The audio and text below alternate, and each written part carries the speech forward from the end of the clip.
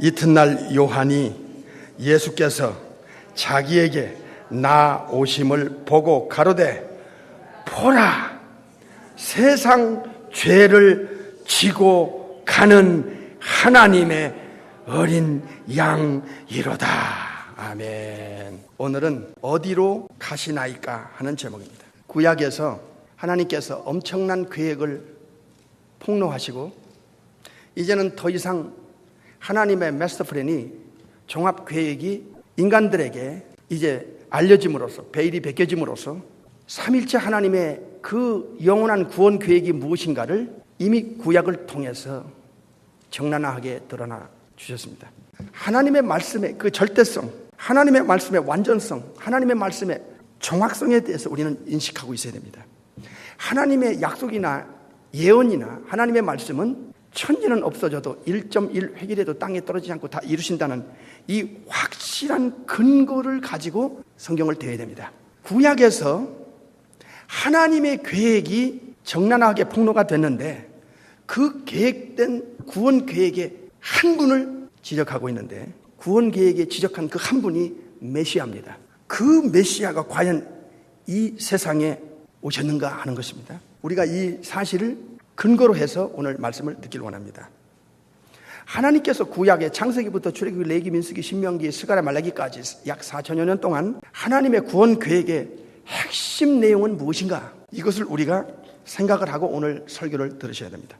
철저하게 우리는 5가지를 생각해 봅니다. 첫째로 구약 4천년 동안 예언했던 그 예언의 주체가 창세기 1장 26절에서부터 빌립보서 2장 6절, 히브리 1장 3절, 요한복음 1장 1절과 2절, 그리고 요한복음 1장 18절에 이 땅에 오시는 구세주 메시아는, 그리스도는 철저하게 하나님이셔야 된다, 하나님 수준이어야 된다. 즉 전지전능 무소부재 편재 거룩사랑 공의 영원성을 가진 절대적 속성과 도덕적 속성을 가지신 분이 이 땅에 오셔야만이 그분이 바로 메시아다, 구세주다, 그리스도다 하는 것입니다. 우리가 지난 설교를 들었습니다.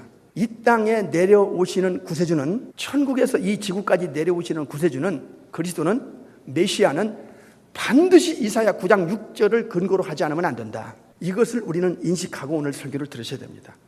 전능하신 하나님이, 영존하신 아버지가, 평강의 왕이 이 땅에 내려오시는데, 전능하신 하나님이 내려오시는데 죄성이 전혀 없는 영혼과 육체와 결합되는 양성을 가지셔야 되기 때문에 그러기 위해서는 반드시 육신의 아버지가 없어야 되고 성령의 하나님의 역사를 통한 성령 인태가 절대적으로 필요했다 하는 것입니다. 그래서 천국에서 내려오시는 이 메시아는, 구세주는 구약에 4천년 동안 10가지의 신성을 반드시 이 땅에서 보여줘야 되고 증거를 남겨야 되고 또 메시아로서, 그리스도로서, 구세주로서 38가지의 예언을 반드시 성취시켜야만 하는 근거를 남겨야 되는 것입니다. 세 번째로 성부 하나님의 구원 계획을 성취하실 분이 이 땅에 내려오시면 창세기에서부터 계시록까지 약속된 구원의 계획에 하나도 빠짐없이 완전하게 다 이루어야 된다, 성취해야 된다 하는 것을 확인해야 됩니다. 네 번째로 천국에서 내려오시는 삼일체 중에 이후의 하나님을 구약에서 반복 강조해 주셨는데 이 땅에서 과연 이사야 9장 6절에 그 실체가 예수님이냐 하는 것을 이 땅에서 예수님 외에 외부로부터 증거를 반드시 받아내고 인정을 받아야만 되는 것입니다. 그래서 4천년 동안 예언했던 예언의 약속은 창조주께서 인간의 몸을 취해서 이 땅에 내려오시는 분만이 인류를 구원할 유일한 구세주고 메시아고 그리도고 이분만이 인류의 구원을 위한 자격자요 능력자다. 그 외에는 다 가짜다, 거짓된 자다, 사탄의 속임수다 하는 것을 성경은 알려주고 있습니다.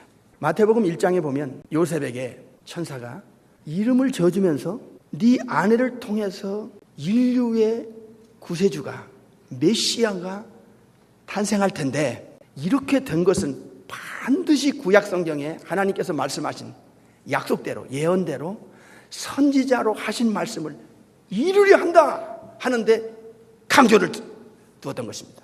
하나님의 말씀은 천지는 없어져도 1.1핵이라도 땅에 떨어지지 않고 다 이루시는데, 그 4,000년 동안 그 많은 구원 계획에 하나님의 계획이 이제 폭로가 되고 노출이 되고 더 이상은 이제 비밀이 아닌 이 구약에 예언했던 바로 그 구세주가 메시아는 이 땅에서 성취하신다. 그분이 마리아를 통해서 이 땅에 내려오실 것이다. 선지자로 하신 말씀을 이루려 하신다 하는 말씀을 천사가 요셉에게 강조했습니다. 신약에 와서 38가지의 예언과 약속을 이 땅에서 완전하게 38가지를 성취했는가? 약속을 지켰는가? 그 약속대로 과연 이 땅에 오셨는가? 그리고 그 약속대로 100%를 약속을 지켰는가 하는 것을 객관적으로 입증이 돼야 되고 인정을 받아내야 된다는 것입니다. 이것이 이제 고난주간을 향하는 우리들의 마음속에 따져볼 근거인 것입니다. 그러면 도대체 그 약속을 하나도 빠짐없이 신약에 와서 어떤 근거를 가지고 어떤 인정을 받아가면서 그 약속을 100% 지켰는가? 이것을 우리가 알지 않는다면 그저 두리뭉실하게 예수님을 믿을 수밖에 없는 것입니다. 그래서 5가지로 주님이 구약에 예언된 바로 그 실체다. 창세기 3장 15절에 여자의 후손이 맞다. 이사야 7장 14절에 처녀가 잉태의 아들 낳은 그 임마누엘이 맞다. 이사야 9장 6절에 바로 그 전능하신 하나님이 한 아들로 이 땅에 태어나 주신다는데 양성을 가진 분이 맞다. 첫째로 천사가 알려줬습니다. 하나님 앞에서 성삼위 하나님을 섬겼던 천사들이 가브리엘을 비롯해서 많은 천사들이 예수님의 신성과 인성, 즉 구약에 예언했던 바로 창세기 3장 15절, 이사야 7장 6절, 7장 14절, 이사야 9장 6절, 이사야 53장의 실체가, 미가서 5장 2절에 베들레헴에 탄생하던 바로 그 약속의 실체가 예수님이라는 걸 증명하고 있습니다. 천사는 6가지로 확신을 마리아와 요셉에게 주었습니다. 그리고 목자들에게도 주었습니다. 첫째로 지극히 높으신 하나님의 아들이다 인정합니다.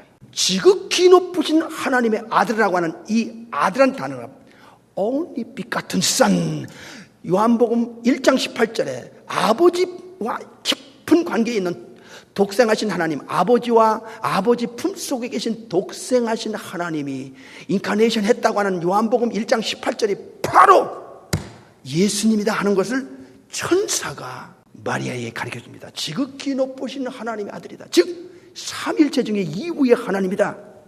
두 번째는 성령의 잉태다. 이것은 원죄를 완전히 없애버린 창세기 3장 15절에 여자의 후손이 실체다 하는 걸 알려주고 있습니다. 세 번째는 요셉에게 마태 1장 21절에 죄에서 구원할 자다. 이름까지도 지어줍니다. 다른 이름으로 짓지 마라. 예수라고 하라. 임마누엘이다. 이사야 7장 14절에 바로 처녀가 잉태하여 아들을 낳을 것이요 그 이름을 임마누엘 하려는 그 예언의 실체가 요셉아 네 아내를 통해서 이 임마누엘이 하나님이 인간 세상에 와서 인간과 함께 계신다는 뜻을 가진 임마누엘이 실체가 네 아내를 통해서 태어날 자다. 이분은 엄청난 분이다. 온 인류의 죄에서 구원할 자다. 죄에서 건져낼 자다. 죄에서 해방시킬 자다. 여러분, 이게 천사의 지식이었습니다. 하나님 앞에 섰던 천사가 요셉과 마리아와 목자들에게 예수님이 구약에 예언했던 메시아가 맞다 하는 것을 입증하고 증명시켰습니다. 사실이다 이 말이야. 네 번째로 이 예수라는 이름은 이분은 영원히 왕 노릇할 왕이다. 그리고 그 예수님의 나라는 영원하다, 무궁하다. 이게 누가복음 1장에 가브리엘 천사장이 마리아에게 알려준 내용입니다. 그 목자들에게 세 가지를 천사가 가르쳐줍니다. Savior, 구세주다. 구세주가 태어났다. 빨리 베들레헴을 가봐라. 빨리 가봐라. 두 번째는 메사야, 그리스도다. 인류를 구원할 구약에 약속된 바로 그분이 예언의 약속의 실체가 지금 베들레헴에 탄생했으니까 빨리 가봐라. 세 번째는 로드다. 인간의 주인이 된다. 구세주요 그리고 세이비어다. 이렇게 천사가 가르쳐주고 있어요. 그러면서 천사가 요셉에게 이 예수라는 분은 죄에서 구원할 자일 뿐만 아니라 임마누엘 뿐만 아니라 창세기부터 말라기까지 4,000년 동안 하나님이 구원을 위해서 그 엄청난 구원 계획을 위해서 한 분 세워놨는데 그 선지자로 하신 말씀을 이 예수님이 이제 완전하게 이루시기 위해서 너희 아내를 통해서 태어났다. 선지자로 하신 말씀을 지금 이루려고 태어난 것이다. 이렇게 가르쳐주고 있습니다. 천사의 증거는 인간이 모르는 세계를 천사는 너무나 잘 아는 증인들입니다. 그들이 천국에서 삼일체 하나님을 섬겼기 때문에 이후에 하나님이 성부 하나님의 계획 속에서 이 땅에 내려오시는 그 과정을 천사들이 다 알고 있어요. 그래서 천사들이 인간에게 알려주고 있는 것입니다. 이 6가지는 확실한 근거요, 거짓 없는 증거요, 분명한 사실입니다.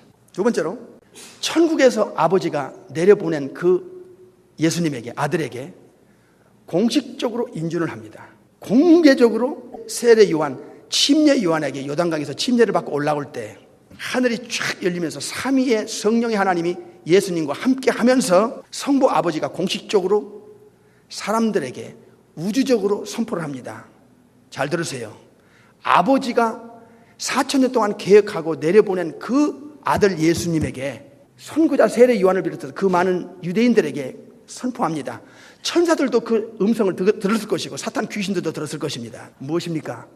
이는 내 사랑하는 아들이다. 이는 내 사랑하는 아들이야. 즉 창세기 1장 26절에 바로 그 우리 중에 한 분이다. 이사야 7장 14절에 바로 그 임마누엘 실체다. 이사야 9장 6절에 바로 그 전능하신 하나님이 내가 아들로 태어나게 하는 그 신성과 인성의 바로 그 약속의 실체다. 이는 내 사랑하는 아들이다 하는 말은 삼일체 중에 이후의 하나님을 성부가 성자를 공개적으로 우주적으로 선포하고 인정한 것입니다. 이것은 구약 4000년 동안 아들을 보내겠다는 약속하신 성부께서 직접 인간 세상에 직접 증거로, 증인으로, 그리고 예수님을 하나님의 아들로, 이후의 하나님으로 인정하는 것을 선포한 선포식입니다. 성경의 4000년 동안 구약의 그 약속된 메시아가 예수님 자신이라는 것을 공개적으로, 외부적으로 인정을 받는 중요한 증거를 이 지구 안에 남겨놓고 그리고 나서 하나님의 사역을, 공생애를 시작하게 된 것입니다. 그래서 세 번째로 이젠 천사들의 인정, 증거, 천사들이 증명시켰어, 확인시켰어. 두 번째는 성부 아버지가 내려보낸 그 아들이 진짜 내 아들이야. 4000년 동안 약속했던 바로 그 메시아야. 내 아들이야. 이위의 하나님이야. 이사야 9장 6절에 바로 그 실체다 하는 것을 우주적으로 천사들도 사탄 귀신들도 인간들도 듣도록 공개적으로 인정한, 증명시킨 인준한 사건입니다. 그래서 이 사건이 대단히 우리 크리스찬들에겐 중요하게 받아들여지고 있는 것입니다. 왜? 아버지의 증거를 받고 천사들의 증거를 받고 세 번째는 성령의 증거를 받아야 돼요. 성령에 사로잡혀서 성령에 이끌리면서 성령께서 가르쳐준 이사야 선지자와 말라기 선지자를 통해서 예언했던 바로 예수님이 이 땅에 구세주가 태어나기 전에 길을 닦을 사람, 그 한 사람을 예언했는데 그게 가브리엘 천사를 통해서 세례 요한인 것을 누가 1장에 그의 아버지 사가랴를 통해서 확증시켰죠. 그래서 반드시 말라기 선지자와 이사야 선지자를 통해서 메시아가, 구세주가 이 땅에 등장할 때 먼저 태어나서 구세주를 세상의 역사의 무대에 드러내고 구세주를 정확하게 알리고 수많은 영혼들을 구세주께로 인도할 수 있는 그 광야에 외치는 자의 소리, 초림의 예수님의 길을 닦을 세례 요한의 입을 통해서 반드시 역사의 증거와 증명과 확인을 받아야 되는데 주님이 그러기 전에는 공생애를 시작하지 않았습니다. 성령의 지시를 받아가면서 수많은 유대인들이 요단강에 침례 세례 받으러 나올 때 예수님이 그 사람들 속에 끼어오는데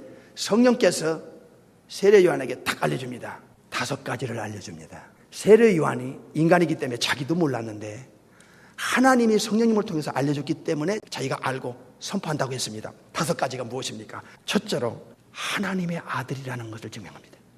성부가 증명했듯이, 천사가 증명했듯이 세례 요한의 입을 통해서 성령이 증거합니다. 삼일체 중에 이구의 하나님. 두 번째는 세상 죄를 지고 가는 분이라는 거예요. 세 번째는 성령으로 세례를 줄 분이라는 거예요. 네 번째는 아담 이후로 어떤 인간도 하나님의 아들 되신 예수님을 통해서 영원한 운명이 결정난다는 거예요. 심판주, 최후의 심판주가 예수님이라는 거예요.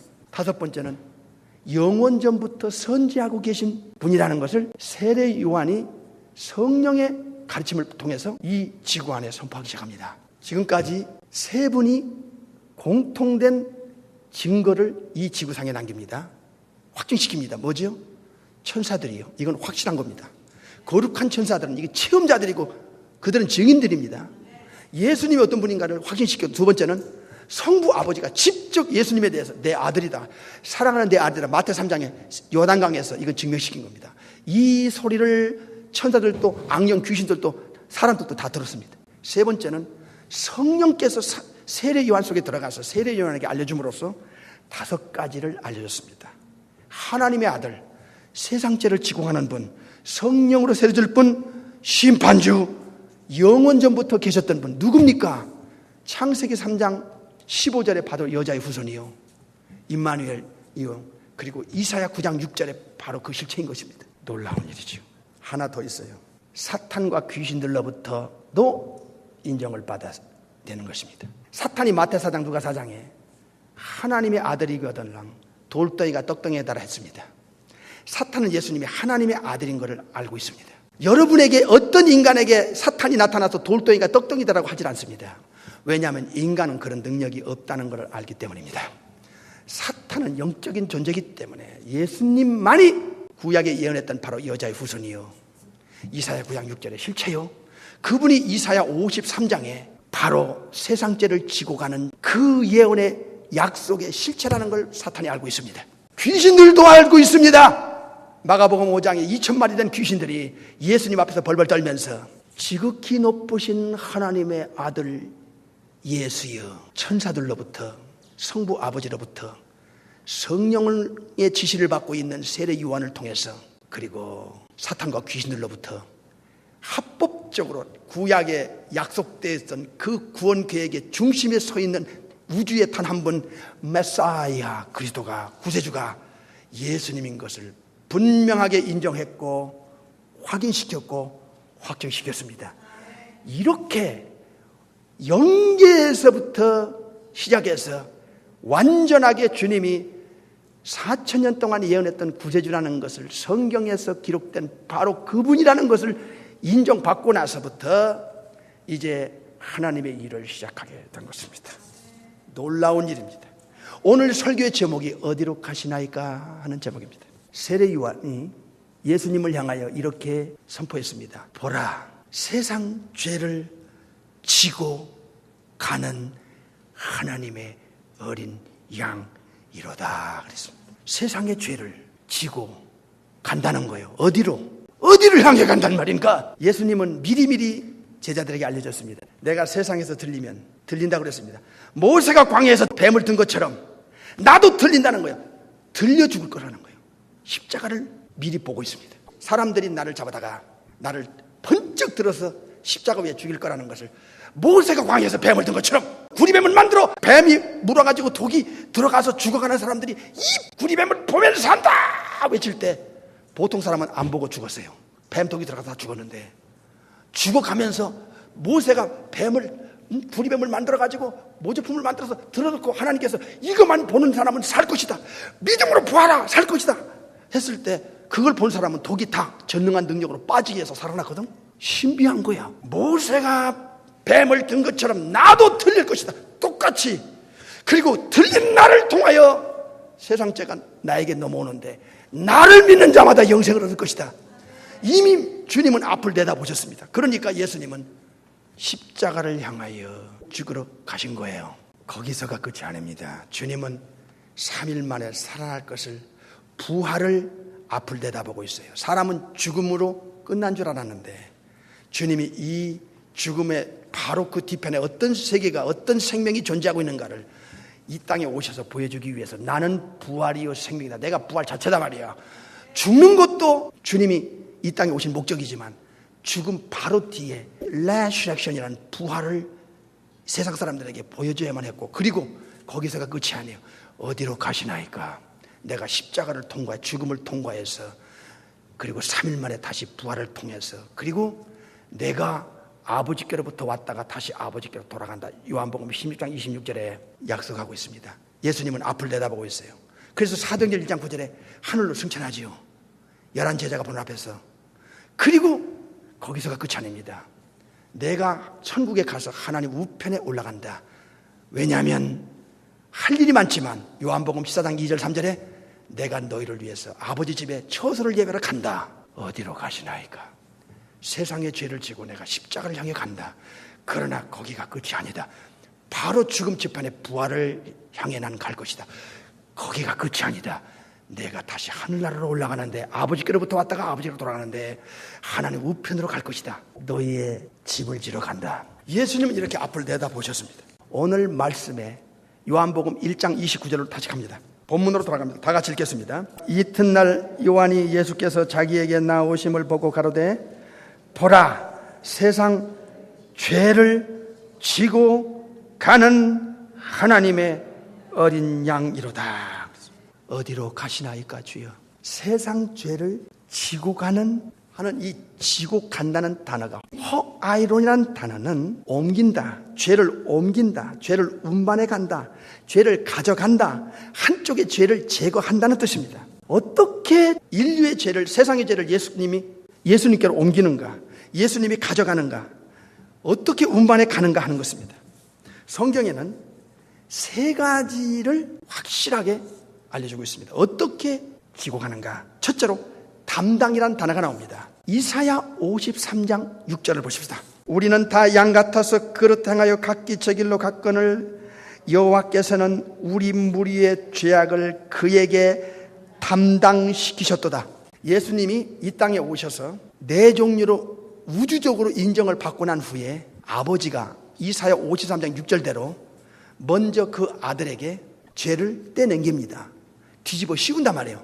예수님께로 죄가 옮겨진 거예요. 성부가 이사야 53장 6절의 약속대로 먼저 아들에게 죄를 뒤집어 씌워요. 잘 들어야 돼요. 그래서 예수님은 아버지가 세상 죄를 예수님에게 뒤집어 씌우기 때문에 예수님은 세상 죄를 지고 죽으러 가는 거예요. 죄값을 치르러 가는 거예요.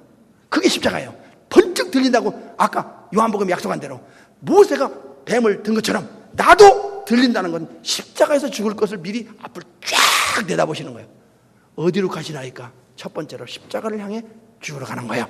그래서 이 담당이란 단어가 대단히 중요한데 성경에 많이 나와요. 시간 관계상 하나만 말씀드렸고, 두 번째는 대신이란 단어가 나와요. 대신. 그러니까 예수님은 누구 대신 죄를 뒤집어 쓴 거예요. 누가 지은 죄 대신 예수님이 대신 그 죄를 예수님이 대신 뒤집어 쓴 거예요. 이게 고린도후서 5장 14절 그리스도의 사랑이 우리를 강권하시는도다. 우리가 생각하는데 한 사람 예수님이 모든 사람을 뭐 했어요? 대신하여 죽었어. 모든 사람이 죽은 것이라. 여기서 대신한 단어가 나와. 대리로 죽었다 얘기야. 모든 사람의 죄를 예수님이 끌어안고 그가 죄인이 죽을 걸 예수님이 대신 죽어주는 거야. 예수님이 대신 그의 죄를 뒤집어 쓰고 죄값을 예수님이 대신 당하는 거야. 그래서 두 번째 단어가 대신이야. 대신. 따라하세요. 대신. 첫 번째는 뭐예요? 담당. 우리의 죄를 아버지가 그 아들에게 뒤집어 씌워 대신 아들이 우리 죄를 대신 뒤집어 쓰고 담당하는 거야. 죄를 뒤집어 썼으니까 죄값을 대신 담당해야지. 세 번째는요, 전가야. 전가. 이사야 53장 4절에 보니까 그가 찔리면 우리 허물리나며 그가 상하면 왜 예수님이 상해야 되느냐? 우리 죄 때문에. 이게 우리 죄가 예수님께로 실제로 넘어간 거야. 그러니까 예수님이 공식적으로 천사들과 아버지와 세례 요한을 통한 성령의 증거와 사탄 귀신들까지도 하나님의 아들, 즉 구약의 그 인류의 구세주 되시는 분이 이사야 9장 6절의 실체가 바로 예수님이라는 걸 인정을 받고 나서 이젠 인정이 됐고 확증이 됐으니까 53장으로 넘어가는 거야. 이사야 9장 6절에서 왜 그가 우리의 죄를 뒤집어 써야 되는가? 그가 찔리는 것은 우리의 허물 때문이고 그가 상하면 우리 죄 때문이라 얘기야. 그가 왜 우리 때문에 대신 징계를 받아야 되는가? 우리가 징계를 받아야 되는데 그가 왜 여호와가 우리 죄를 빼내서 아들에게 뒤집어 씌웠는가? 그 약속의 실체가 예수님이기 때문에 세상 죄를 지고 가는 거예요.